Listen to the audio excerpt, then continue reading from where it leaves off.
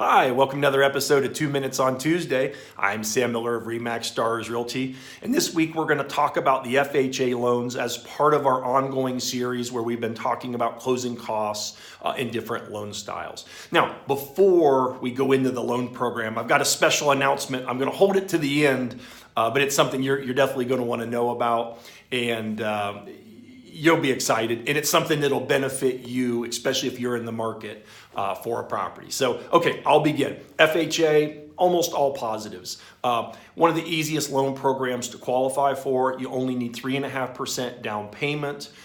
A big benefit is the 3.5% down payment can be a gift. It just needs to be verified where those funds come from, which is really cool. Qualifying guidelines are really liberal. 29% of your gross monthly income is the base percentage that they'll allow you to spend towards a home. They'll allow you to spend 41% for total debt to income, house, credit card, student loan, car payment, whatever your monthly reoccurring debt is, they'll go 41%. With that said, if you have really strong credit, really good credit, and good income, we've had cases where they've taken that into consideration and they've pushed the total debt to income percentage over 50%. So they do make exceptions for a buyer that's financially more secure. Now, all kinds of other good things. Time on the job, they're a little more flexible. If you've had a bankruptcy, and it was discharged 2 years or longer ago and you've established good credit, you have the ability to potentially qualify to get a FHA loan as long as you did not have a house involved in that bankruptcy. 2 years from discharge. If you had a house that was involved in the bankruptcy, then it's 3 years from the date of discharge, and you can go ahead and attempt to get a new FHA loan. And the reason I say attempt, you have to have reestablished good credit and you have to meet the basic qualifying guidelines of the FHA loan. So, but that absolutely makes sense. The biggest negative with an FHA loan, more than a conventional loan, is that the mortgage insurance premium, you may remember me talking last week about private mortgage insurance, FHA, they call it a mortgage insurance premium or referred to as MIP, that sticks for the life of the loan. It doesn't fall off when you reach 78% loan to value or when you have 22% equity in the home.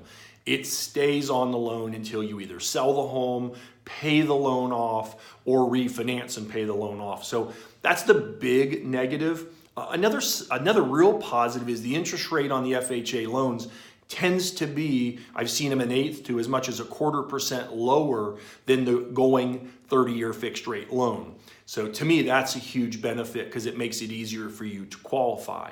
So those are the keys. There's certainly some other circumstances that go along with the FHA loan, but that's hitting the high points of the loan. A great program. Also, there's no number of times that you can use it. There's no limit. So you could have bought a house FHA, maybe your first house, and then you sell that house and you want to go buy another house. You could buy another house using FHA, and there's a belief that you can only use it once, and that's not true at all. Also, FHA loans are assumable. With the interest rates being as low as they are today, if you were to get an FHA loan today at, let's say, 4.5 or 4 3/4, and then 3 years from now you want to sell it and the rates jump up to 6%, you could sell the house and the buyer could assume your low interest rate loan. They would pay you the difference of what you owe and what you're selling the house for. The key is the buyer has to qualify for that loan because you need to be removed from the loan and get release of liability on that loan. But really a nice incentive as the interest rates start to go up. So that's the key differences on the FHA. Now for the really exciting news. We have a new site that we want to share with you. It's called knoxcountylistings.com. I put a link in the bottom of this so you can click it. And basically what it does, it interacts with the Knox County MLS. And so what it does, it's all the listings in the Knox County MLS. When you want to go online and do a search, instead of using sites like realtor.com or Trulia or Zillow, a lot of that has some information that I think is inaccurate. This information is pulled directly from the Knox County MLS. We've got a syndicated feed. And so you can tell the system, I want to be in Apple Valley or Fredericktown or Mount Vernon or whatever area you want to be in. what the number of minimum bedrooms and minimum bathrooms and what price range you want to see. And it's real time. Literally, as soon as you plug that information in, you're going to be able to see that information just like the real estate agents can from the MLS. So you're going to dig this. You want to bookmark this page for sure. And again, it's knoxcountylistings.com. It's quick, it's simple, and it's free. There's no charge to use it. And I think you'll like it. So hope you're doing great. Have a good one. And thanks for sticking with us on 2 Minutes on Tuesday. And also, I just want to thank everyone. I bump into people at grocery stores and restaurants and all the people that are coming over and saying, hey, we're liking the 2 Minutes on Tuesday. We watch it every week. Sincerely, thank you. I do appreciate it. And as long as we're getting positive feedback, I'll keep turning these out for you. Hope you're doing great. Next week, we'll talk about VA loans and we'll keep these videos coming. Have a great one. Bye.